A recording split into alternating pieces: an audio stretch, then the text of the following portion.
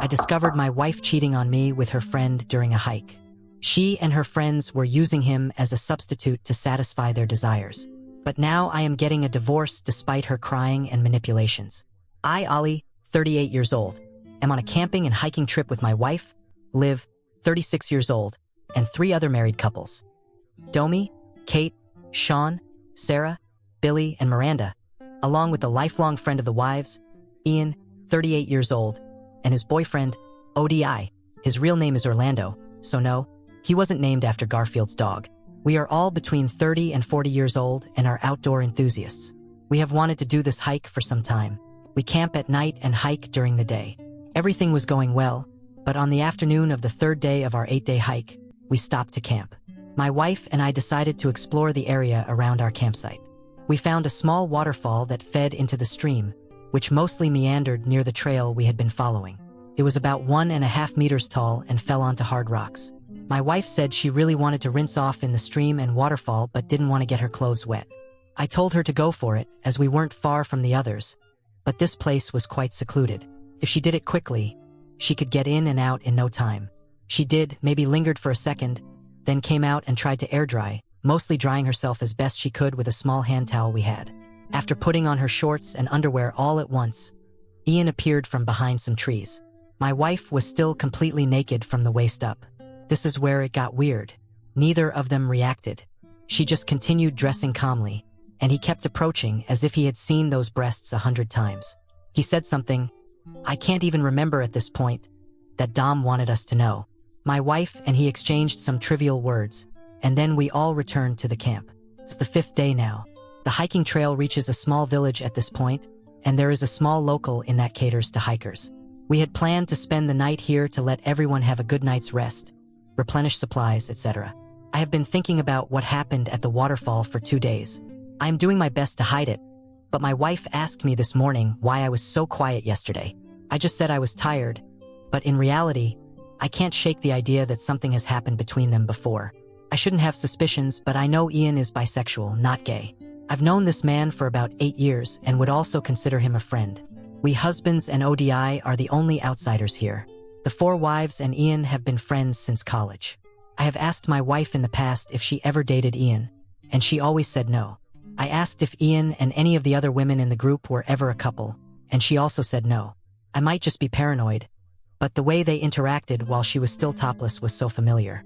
Normally, my wife is quite reserved about her body, so not reacting at all to his approach seemed strange to me. I really have no reason to believe something wrong is happening, although I am starting to wonder if there is more to their past than just friends. Am I being paranoid? Is this a red flag? I am really trying not to jump to conclusions. Update 1. It's very early here on the morning of the 6th day for an update. I talked to my wife, Liv, about what happened at the waterfall. I wanted to do it while we still had some privacy before getting back on the trail, and I'm glad I did. I started in the least confrontational way possible, just saying it seemed a bit strange that she didn't get alarmed by his presence, even though she was topless. If she had responded differently, I probably would have left it, but she got very defensive immediately. Is that why you've been moody? It's no big deal. Everyone has seen boobs before, even Ian. You need to grow up. This was really alarming for me. She normally doesn't react aggressively unless she feels guilty about something. I kept pressing, and she got more reactionary and defensive, trying to deflect and downplay every question I asked, with a bit of minor gaslighting included. Finally, I had enough of this and told her, either you tell me what's going on, or I will confront Ian. You know he won't lie. This is where Liv admitted that she and Ian had a sexual relationship in the past. I got angry and asked why she lied when I had asked in the past. She said she didn't lie. They never dated, just had a friends with benefits situation right before we became official. I asked in a very surprised and upset tone, so you were sleeping with him when we started dating? She snapped back, you don't have to be so vulgar. I don't want to talk about this right now. We can have this conversation when the trip is over. I responded immediately, absolutely not. Either you tell me everything now, or I will start interrogating your friends. You know Ian won't lie. She could see the sincerity in my threats and just let the whole truth flow. The first part one knew. She had had a series of unfortunate dating experiences. Liv attributed much of this to not knowing the other person well before sleeping with them. When we started dating, she asked me to take things slowly. I agreed because I was also looking for someone special, and in this case, I was very interested in Liv. She told me at the beginning of our relationship that I was free to date other people until we decided to be official. I told her I wouldn't, as I wasn't interested in dating multiple people and wanted to focus on one relationship at a time. She then told me that made her very happy. She then continued revealing things about her group of friends that would shake everyone if they came to light. Apparently, Liv, Kate, Miranda, and Sarah all had similar friends with benefit situations with Ian while they were dating their current husbands. So shortly after college, Kate, who was married to Dom, was fed up with dating people. She kept choosing the wrong guys. Meanwhile, she and Ian became friends with benefits. When she met Dom, she asked to take things slowly and really get to know each other before making things physical. Kate said it was possible to do this because she was still sleeping with Ian, which allowed her to satisfy her physical needs, allowing her to focus on the emotional side when dating Dom. Ian agreed to this arrangement and let her know that this was only about finding her special person. They would talk about Dom and sleep together. Once Kate felt she had really found the one, they ended the benefits and started her physical relationship with Dom and eventually got married. Kate later told the women all about this. Over the years, each of them has used Ian as their substitute while searching for the right one. I am just the latest in all of this. I asked my wife to explain the details of her part. The other women's marriages are their business. But how did this unfold for her? She said that after her previous boyfriend turned out to have too many narcissistic traits, she had enough and really wanted to meet a good guy. I guess that was me. She talked to Ian about helping her the way he had helped the other three. He said he would definitely help and that this was all about finding her a life partner. I believe his sincerity in all of this. He is a free spirit. I have had deep conversations with him. The type of person who would help anyone with anything. We play golf together. He has been in my life since I started dating Liv. I didn't realize how involved he was, obviously.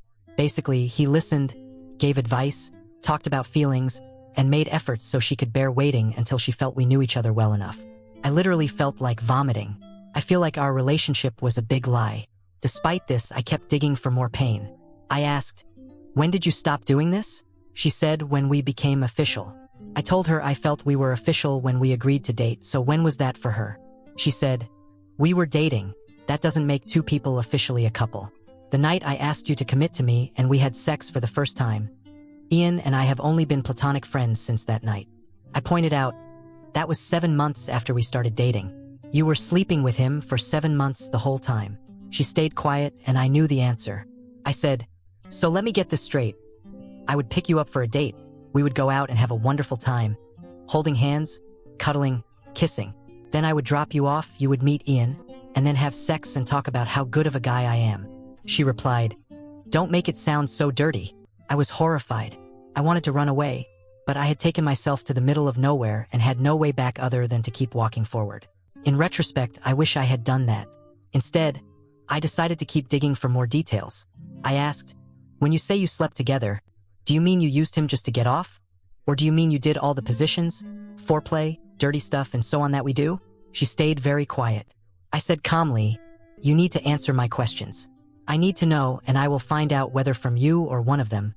And with that, I pointed in the direction where everyone else was. She very quietly said, "Everything, even more than with you." The room was spinning at that point, but I still asked the worst question. "When was the last time?" She replied, "The night before our first time." I never wanted to walk away from someone more at that moment, but I just stood there, broken.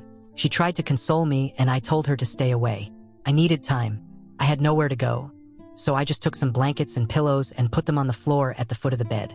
I fell asleep for a few hours, but now I am awake, posting this update. I want to get out of here, but at the end of this trail is a 12-passenger van for which I don't have the keys. I will have to stay with these people for 2.5 more days and another half day of travel back. I don't know what to do. Part of me can see the logic, but mostly I am hurt and feel like our entire relationship was a long con. I feel like a silver medal as well. I have an overwhelming urge to bring this to light in front of everyone. All these other guys went through the same thing. We are all here under false pretenses. I don't know what to do. I have about an hour before everyone wakes up.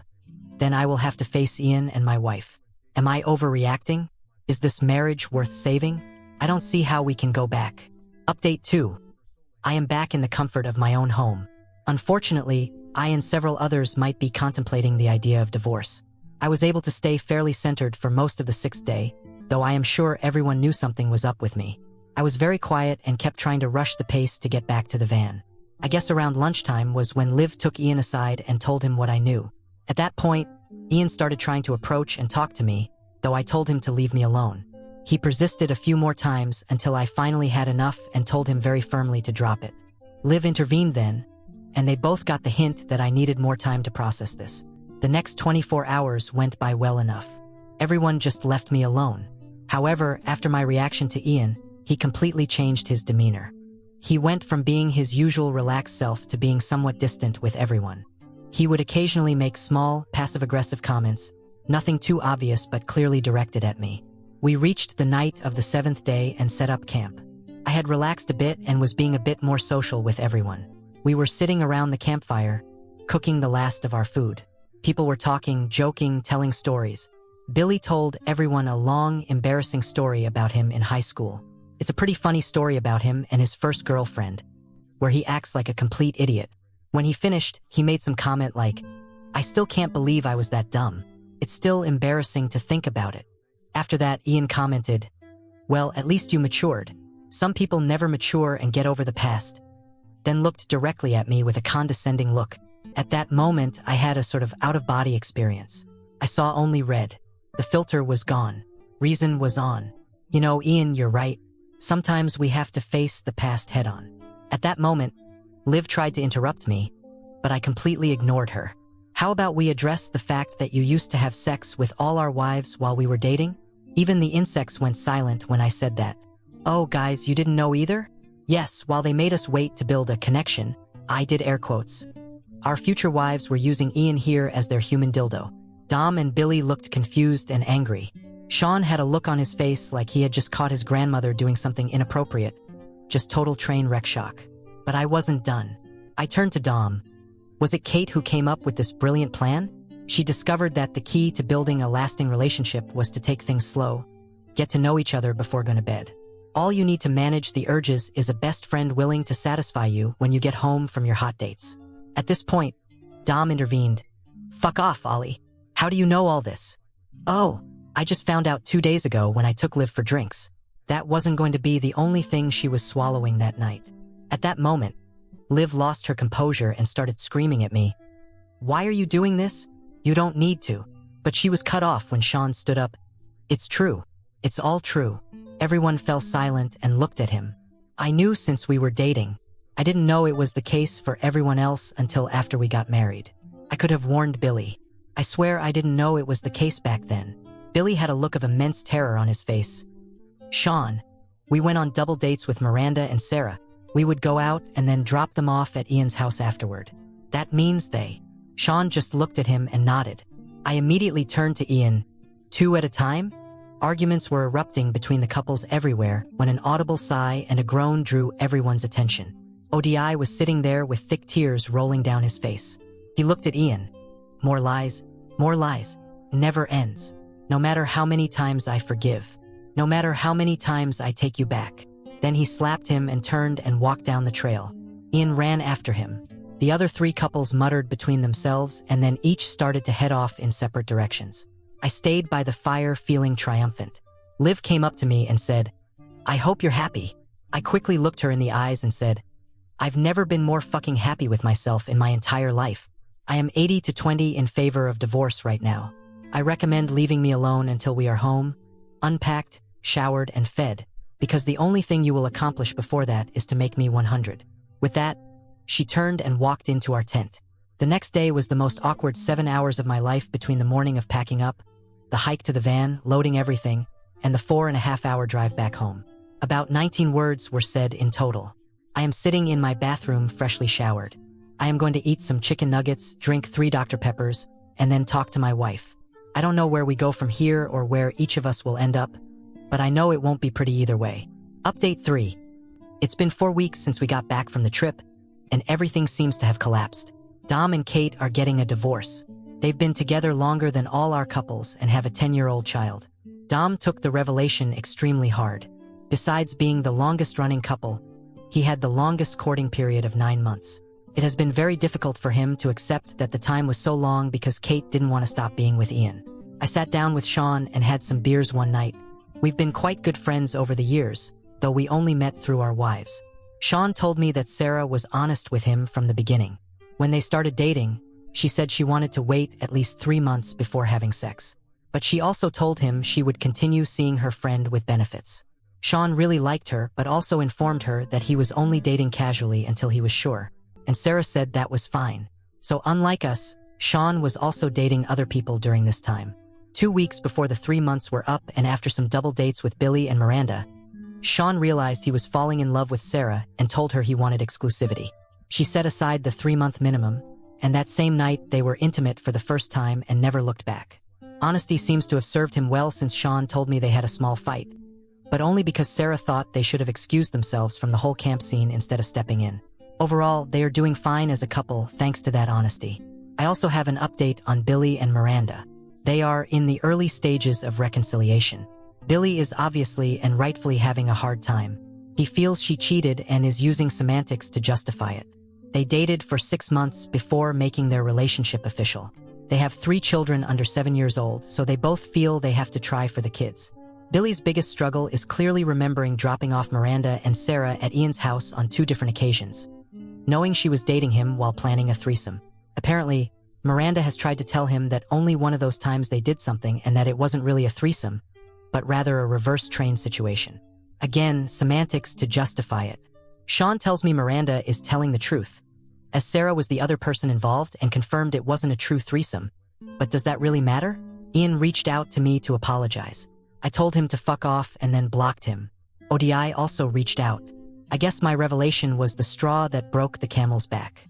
We actually chatted quite a bit over a week, even though we were just friendly acquaintances before. It turns out Ian and ODI have had an on and off relationship for 15 years. While Ian projects this laid-back, uninterested image everywhere, ODI knows he is extremely self-centered and manipulative. He often breaks up with ODI for short periods or says they are on a break to do what he wants because he's not a cheater, only to come crawling back once he's had his fun. In hindsight, ODI realizes at least 2 of these breakups coincided with these hookups. However, ODI feels bad for tolerating it for so long and giving him chance after chance. He says this was enough. He is moving back to Santa Barbara and leaving Ian and the cold Midwest behind for good. As for Liv and me, we had the longest conversation despite being exhausted when we got back from the hike. I told her clearly that I wasn't interested in discussing, debating, or anything of the sort. I told her, "Tell me everything you want to say. I won't interrupt. I won't ask questions until you're done. Then I want the same courtesy." She agreed. It was all apologies and justifications. She admitted it was wrong to do, then gave a reason why it was okay or pointed out a positive outcome. She expressed being very hurt and upset by how I behaved at the camp, but acknowledged that Ian was equally at fault for continuing to provoke me. When she finished, she asked if I had any questions for her, and I said no. Then it was my turn. I told her our entire relationship is built on false premises. I acknowledged that the logical part of my brain could see where she was coming from and why she tried the friends with benefits arrangement. Her 3 best friends did this, and they all got great husbands before her. But on some level, the 4 of them had to know it was wrong to start a relationship like this. I told her it was extremely painful to know she was sleeping with another person and that I believe it slowed the natural progress of our relationship. It fundamentally changed my memories of our early days together. I asked her, "Do you remember about 4.5 months into our relationship? We had that amazing day we spent together, the whole day ending with us back on my couch. We were kissing. Your shirt was off. I was caressing you over your shorts. It was getting pretty intense and you stopped. You apologized, said you really wanted to do it, but just weren't quite ready. You wanted to be absolutely 100%. I said that was okay. You looked at me lovingly, gave me a passionate kiss before leaving. I can only assume you left my house and went to Ian's." She just stood there with tears rolling down her face. I said, "Am I right?" She just nodded. I then said, "I put that energy into you. You chose not to return it to me, but to give it to someone else. I might be able to get over it if the thing with him ended in the 1st or 2nd month when we were more casual. But we kept spending a lot of time together after that, and you kept seeing him until the last day before our commitment. You liked having both of us. You did all the mental gymnastics you needed to justify it to yourself." I told her, "Perhaps you don't even realize that the worst part for me is finding out you were much more adventurous and exciting with him is like a knife in the heart. It makes me feel like the second best, like a retirement plan you settled for, that I am just good enough. She interrupted and started telling me, "It's not like that. I love you. He was just sex. It wasn't real. It's easier to be loose and wild with those who don't matter." And so on. I waited for her to finish and then just said, "Remember, we agreed it was my turn to talk." I then told her, "I understand that may be your perspective, but it's not mine.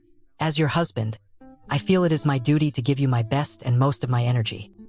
My emotional, physical, mental, and sensual energy, and so on. I feel I have done that for these 8 years.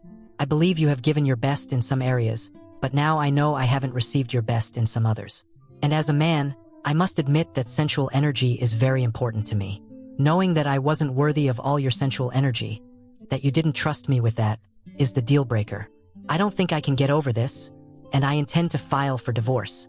The scene got chaotic after that, with her crying intensely, begging, offering, pleading for us to start over. I ended up walking away from the situation. Later, she mentioned that we are in an emotional place right now and that I need to give this some time. This made me stop and reflect. I agreed to her term of giving it 3 weeks. As I said, it has now been 4, and my feelings haven't changed. We met with a mutual divorce lawyer who will represent us both. There are no children involved, and we both want to leave the house, so it was a smooth initial meeting. She has been extremely depressed, and so have I, but this is for the best. Sometimes things just don't work out. Update 4. Liv and I are officially divorced, the same as Dom and Kate. It's been 8 months since I updated, and without a doubt, this was the best path.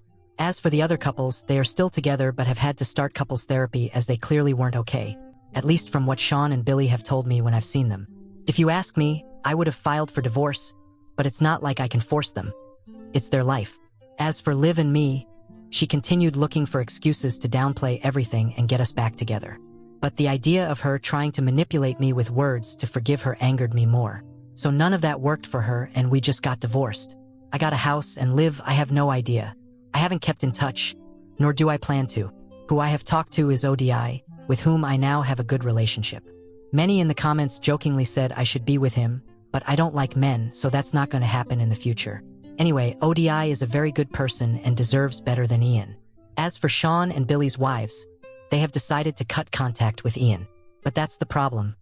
How do you trust that they will really do it? As for Liv and Kate, I guess they are now free to use him as a friend with benefits. Nothing is stopping them, but at least on my part, I don't care anymore. For me, that woman can do whatever she wants now.